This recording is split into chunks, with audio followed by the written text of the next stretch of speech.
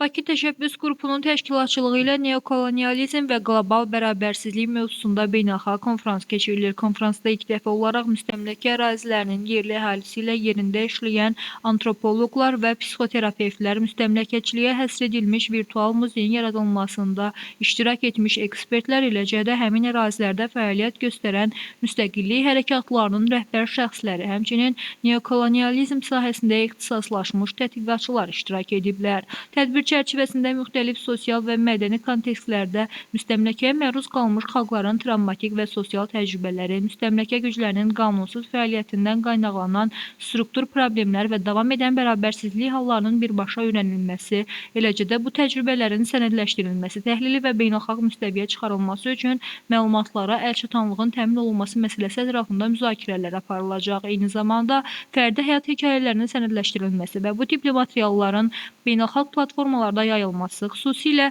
kolonializmin əsarət altında yaşayan xalqlarda yaratdığı travmatik təsirlər və psixoloji nəticələrin elmi tədqiqat obyekti kimi nəzərdən keçirilməsi məsələləri gündəmə gətiriləcək. Müzakirələrdə həmçinin rəqəmsal və elmi platformaların beynəlxalq təşkilatların müvafiq virtual sistemləri ilə inteqrasiyası, müstəmləkəçiliyi tədqiq edən beynəlxalq araşdırma qrupları, ekspertlər və məhkəmə materialları üçün əlçatanlığın təmin olunması məsələləri diqqət mərkəzində olacaq. Konfrans tarixi baxımdan əhəmiyyətlidir. Belə ki, ilk dəfə olaraq antropoloqlar və psixoterapevtlər müstəmləkə əsarətindən təsirlənən yerli əhali ilə birbaşa işləyərək fərdi və qrup müsahibələri aparıb, travmatik təcrübələri qiymətləndirib, həyat hekayələrini sənədləşdirib, həmçinin sosial, mədəni və psixoloji təsirləri sistemli şəkildə qeydə alıblar. Toplanmış materiallar beynəlxalq təşkilatlarla əməkdaşlıq edən məruzəçilər, ekspertlər və məhkəmələr tərəfindən istinad edilə biləcək etibarlı və şəffaf informasiya mənbəyi rolunu oynayır.